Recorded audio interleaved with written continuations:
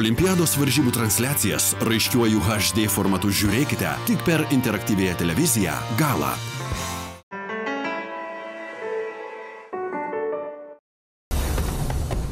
Projektą pristato Vici skonių jūra.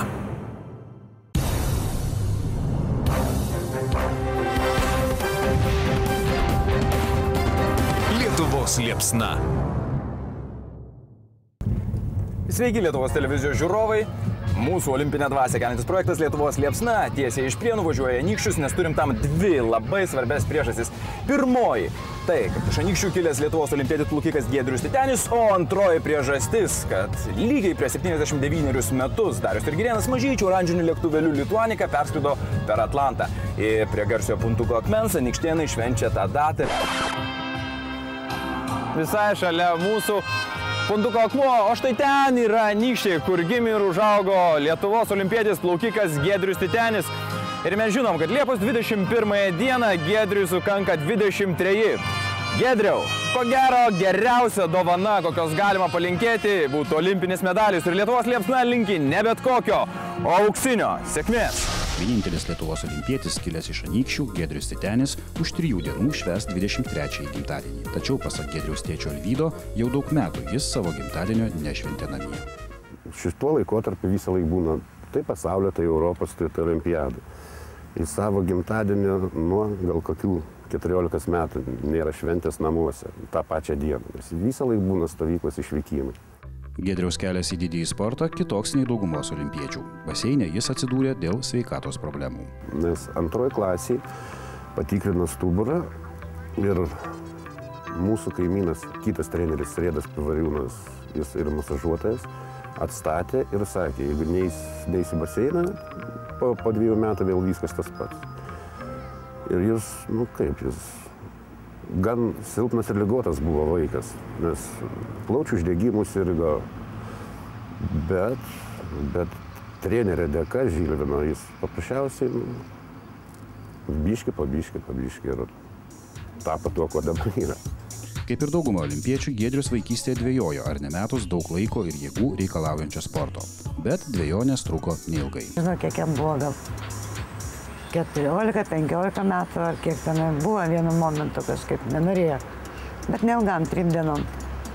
Bet mes nepasakėm, kad to Giedriu negerai darai, tu kaip nori, sakėm, darai. Ai, jis pats persikėlė. Pats.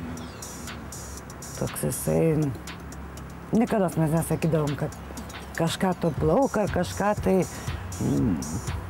Mes tikrai nelindom nei treneriui akis kaip kiti. Giedrius nemėgsta, kai artimieji stebėjo startus gyvai, o ne per televiziją. Vienintelis šeimos bandymas padaryti ją malonų siurprizą baigėsi nesėkme. Tad dabar Giedriaus šeimynykščiai stengiasi prieš startą jo netrukdyti. Buvo viena situacija, kada mes su jo tėveliais nuvažiavome į Eindhoveną, jeigu neklystu, buvo Europos čempionatas Olandijai.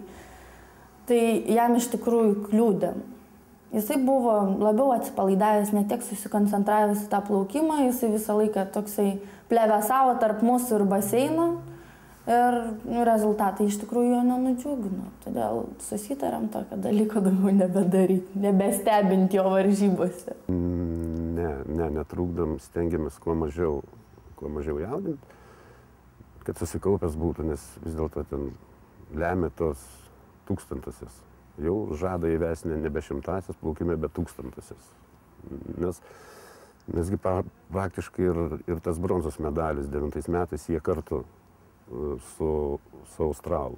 Dabartiniai šitoj studentų universiadai 1 vietą irgi dviese atplaukė su naujo zelandiečiu.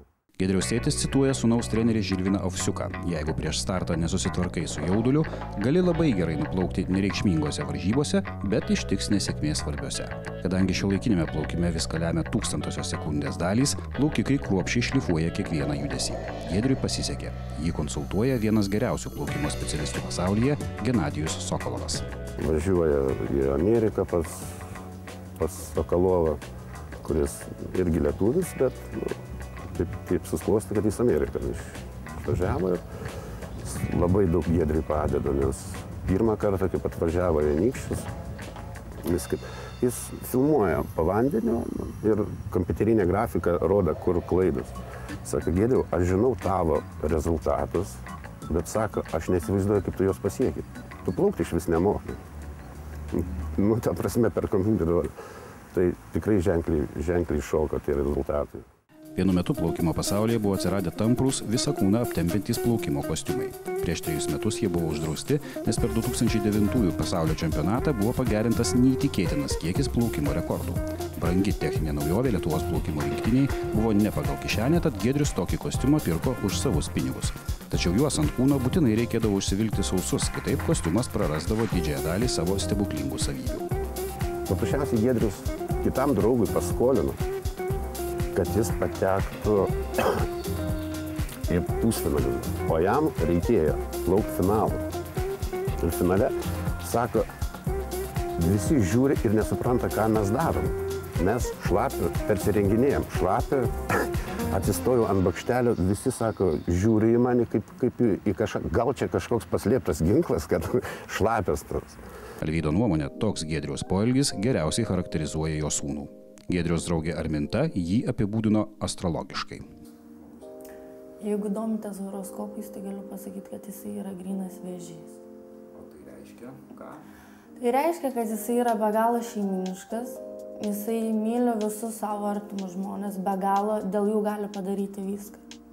Iš tikrųjų, netgi dėl šunio gali taip pat viską padaryti ir jisai labai jaudinasi, jeigu kas nors atsitinka jam. Jisai yra jautrus.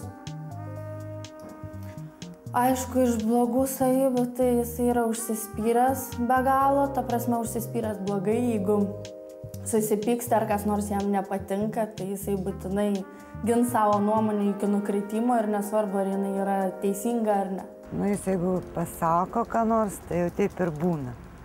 Jo jau taip, o taip tai nuoširdus, kad geras žmogeliukas, žodžiu. O taip jis jeigu pasako, pavyzdžiui, eisim kur nors, tai ir tą valandą turim, konkretus žmogus. Giedrius ir Arminta susipažino baseine prieš 10 metų, kai abu buvo dar paaugliai. Pora gyvena kartu jau 3 metus, ko gero neužilgo skambės ir vestuvių maršai. Nežinau iš tikrųjų, tikriausiai nebeužilgo, bet tikslios datos, tikslaus laiko tikrai negaliu pasakyti, nes nežinau, ne nuo manęs priklauso iš tikrųjų. Pasak Armintos, su Giedrium jis sutarė kuo puikiausiai, tik jai labai prailgsta po pusmetį ir daugiau trunkančios draugo komandiruotės. Normalu, bet kažkaip su Giedrium vis pašnekam, kad aš pradedu, aišku, kaip moteris raudot, kad tenai man vienai liūdna, aš noriu, kad tu dažniau pasiliktum. Ta prasme, ta silpnumo akimirka atsiranda. Bet jisai taip visada mane nuramina tom, kad taip turi būti, nieko nepakeis iš tikrųjų. Ir po to pati pagalvoju, kad duok Dieve jam ilgiau dar plauk, kad jisai galėtų realizuoti save. Kaip ne kiekvienas jo amžiaus žmogus gali ir nori tiek pasiekti, kiek jisai yra pasiekęs. Giedriaus artimieji sako, kad dar jokioms varžyboms Giedrius nesirengė taip atsakingai kaip startui Londono olimpinėse žaidynėse. Vardan olimpiados Giedrius netgi atsisakė mėgstamų laisvalaikio užsiėmimų. Dabar prieš olimpiadą net, kaip jis sakė, net atsisakiau tokių dalykų kaip futbolą pažaisti, tinklinę paplūdimį. Nedaug Dieve trauma ar kas nors. Maža ką pirštelį pasitemsi ir tau jau. Jaudinasi ir Giedriaus artimieji. Kad galėtų netrukdomai stebėti sūnaus pasirodymą Londone, Alvydas netgi pasiėmė atostogų. Visi tikisi išvysti Giedrių finale. Tikimės, labai tikimės, kad į finalus pateks. O ten jau kaip sėkmė, kaip Dievas duos, nes visi praktiškai lygus, visi atsistoja vienodi. Jeigu į finalą pateksiu, tai jau ten gali kovoti ir dėl medalių iš tikrųjų. Pats Giedrius pasirodymą Londone vertina kaip kol kas svarbiausią startą savo gyvenime. Galbūt tuomet išsipildys jo ilgametė svajonė. Visada norėjau išgirsti, kai skambamas himnas, bet ir neteko to patirti. Universiadoje buvau, laimėjau praeitais metais, bet jie ten groja universiados himnas. Jau tikėjausi, kad pagaliau išgirsiu, bet dėja. Giedriau, sėkmės! Sveikinu, ačiū merė. Giedriau, mes tikim tavim, mes tikim, kad tu būsi tvirtas kaip Anykščių puntukas. Manau, kad jisai plauks greičiausiai už visus ir parveš mums olimpinį medalį. Giedriau, pirmas vietas.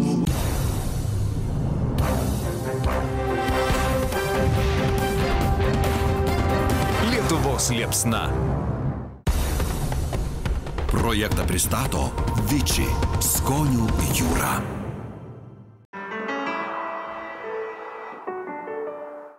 Olimpiados varžybų transliacijas raiškiuoju HD formatu žiūrėkite tik per interaktyviąją televiziją Gala.